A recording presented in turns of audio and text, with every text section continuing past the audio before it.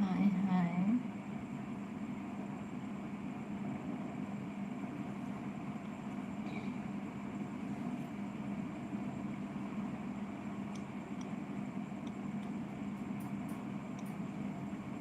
Milton, একটা মানুষ কথা বলার মাধ্যমে মানুষের হৃদয়ে ঢুকে যায়, যেটা ঈশ্বর আপনাকে দিয়েছে, সেটা সব মানুষের থাকে না।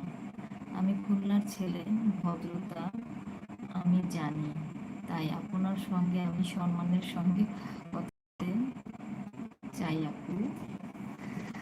আপনি হয়তো জানেন মিল্টন মণ্ডল, আমিও খুলনার মেয়ে, খুলনার জন্মস্থান আমার, আর আমিও খ্রিস্টিয়ান।